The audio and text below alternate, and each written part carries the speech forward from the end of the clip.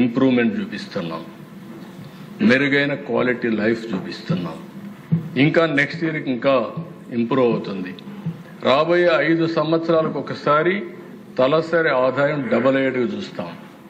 పెరిగిన ఆదాయాన్ని మళ్లీ ఏ విధంగా చేయాలో చూస్తాం. అన్ని వర్గాలకు న్యాయం జరిగేట్టుగా చూస్తాం. అందరికీ సోషల్ రీఇంజనీరింగ్ కాకుండా సోషల్ ఈక్విటీ కూడా బ్యాలెన్స్ చేస్తాం. ఎవరైనా పేదవాళ్ళు ఉంటే వాళ్ళ మీద ప్రత్యేకమైన శ్రద్ధ పెడతాం. అదే మనందరి విధానం. నేను ఇక్కడుండే సభ్యులందరినీ ఒకటి కోరుతున్నా, నేను పవన్ కళ్యాణ్ గారు బీజేపీ మేమంతా రాష్ట్రమంతా ఆలోచిస్తే మీరు మీ పరిధిలో ఆలోచించండి. మీ నియోజకవర్గం పార్లమెంట్లో ఉండే ప్లానింగ్ బోర్డు మినిస్టర్స్ కానీ ఆ జిల్లా మంత్రులు కానీ మీ శాఖలు మీరు ఆలోచించాల్సిన అవసరం ఉంది. తద్వారా నథింగ్ ఈజ్ ఇంపాసిబుల్. మనం ఒక పర్పస్ కోసం ఆలోచించి కానీ పనిచేస్తే తప్పకుండా అది సాధించే శక్తి మనందరికీ ఉంది. అది పబ్లిక్ పాలసీ కూడా చేయగలిగింది. ఇక్కడ మనం మాట్లాడుకునే మాటలు కూడా ఇప్పుడు నేను చెప్పాను. ఈ సెషన్లో మళ్ళీ మీ అందరితో నేను కూర్చుంటాను, 11 to 1 కూర్చుంటానని చెప్పాను. మీరు చెప్పే ఉపన్యాసాలను వింటున్నా. క్షేత్రస్థాయిలో ఏం జరుగుతుందో మీరు చెప్పగలిగితే దాని ప్రభావం మా పైన ఉంటుంది.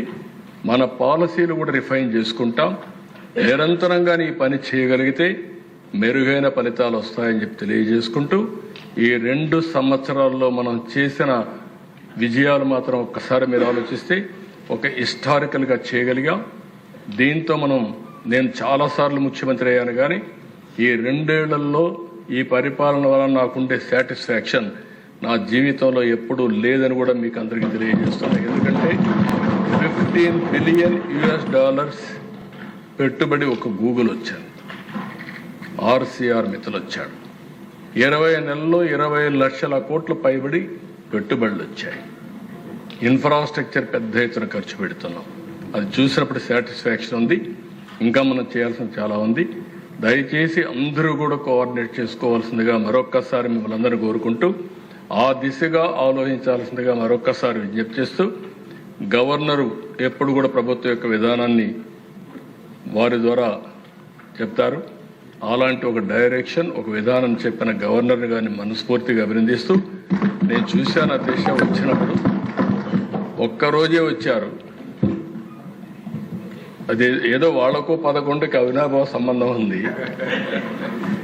వచ్చిన తర్వాత అధ్యక్ష ఆ రోజు కూడా 11 నిమిషాలు ఉన్నారు. 11 నిమిషాలుండి చూస్తూనే ఉన్నాం అక్కడ నిలబడుకున్న వాళ్ళు. ఆ ఒక్క 11 నిమిషాల్లో విధ్వంసం క్రియేట్ చేసి గవర్నర్ని కూడా ఇన్సల్ట్ చేసి వెళ్లే పరిస్థితికి వచ్చారు. మీరు పేపర్లు దించుకోవచ్చు, కానీ గవర్నర్ పైన వేయాలనే ఆలోచన రావడం దుర్మార్గం.